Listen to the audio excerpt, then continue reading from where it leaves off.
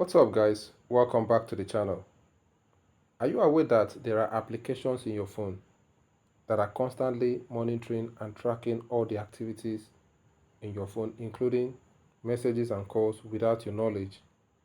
These features are default features in all Android phones, and that makes your phone work all the time in the background, thereby slowing down your phone's speed and also draining your phone's battery.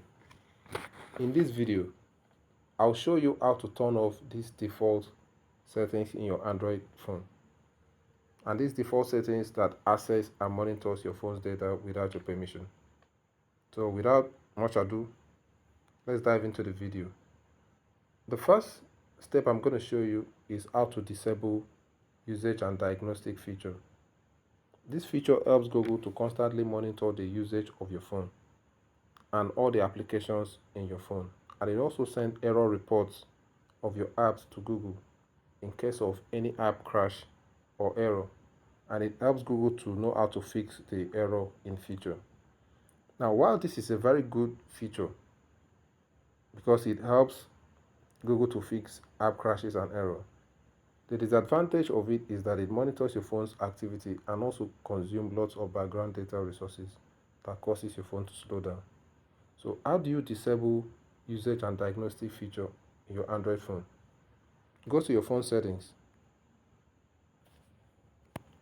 Let me close this. Open your phone settings. Scroll down to Google and tap on Google. Select all services. Scroll down to privacy and security. And under privacy and security, select usage and diagnostics. So here you can turn off usage and diagnostics because it monitors your activities and also takes more background resources. So turn it off. Still under Google services, the next step I'm going to show you is how to turn off or disable personalization using shared data. So this particular feature, your phone spy on everything you do working on an app. For instance, the website you browse and the applications you open on your phone, all the activities on those applications are being spied on and they share your data. So what this particular feature does is that it uses your activities in your phone to tailor personalized ads that will be shown to you. So this can be very good and bad at the same time, because the good side is that it will tailor ads of interest to you based on your activities and experience.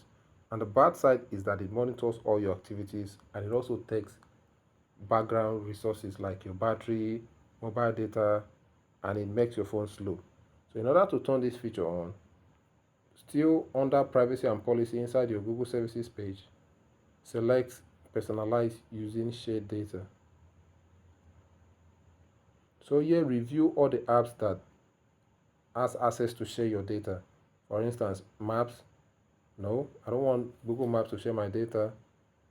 I don't want Chrome to share my data because I use Chrome for my daily browsing. So I'm going to disable that. Go ahead and disable the ones you have in case you have more apps, because I don't have many apps here. So go ahead and review and disable them. So when you do that, you'll be able to disable personalization using shared ads. The last step I'm going to show you is your app permission. Here you're going to review the permission granted to individual apps in your phone. To do that, go to your phone settings, go to privacy and security,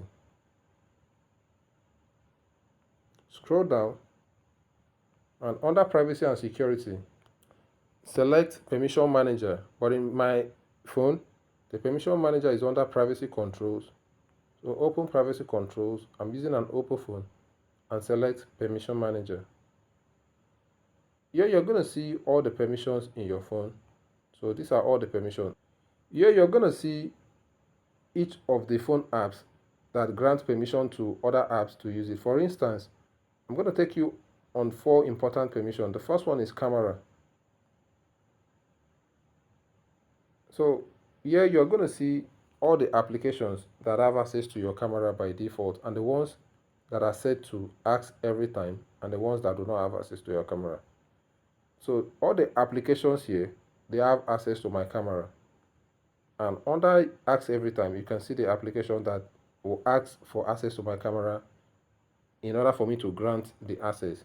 So go ahead and review the application that have access to your camera and ask yourself which one you should deactivate, which one shouldn't have access to your camera at all, which one should fall under ask every time, and the rest. So for instance, if you don't want Xender to have access to your camera, tap here and select ask every time. So Xender will fall under ask every time. So I'm going to put that on, allow only while using the app, because I use Xender a lot to transfer files within phones. So the next permission I'm going to show you, go back, is the contact permission under the contact application. Also, click on the three dots at the top right, show system, in order for you to show all the apps that have permission, that are allowed to have permission, and the ones that are not allowed to have permission. So you can see all the apps that are allowed to have permission to my contacts.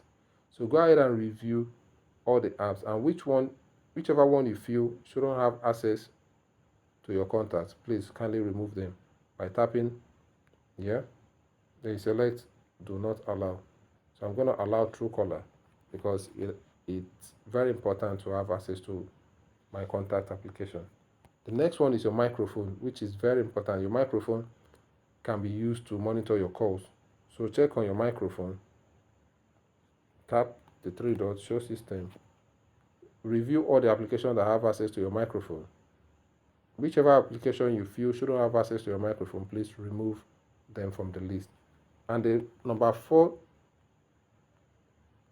permission I'm going to show you is your location. Your location is important. So go ahead and click on show system. So here I feel it's only maybe your Google Map and the rest that should. Your Google Map should be the most important application that should have access to your location, and it shouldn't have express access. It should have access only when you allow it to. That's, you should set it to ask every time. So with these features, you've been able to set up the essential privacy and security tips on your Android phone. And with this also, you've been able to stop your phone from monitoring and tracking your activities. So guys, thank you for watching the video. Please leave a like on the video, subscribe to the channel, and I'll see you in my next video.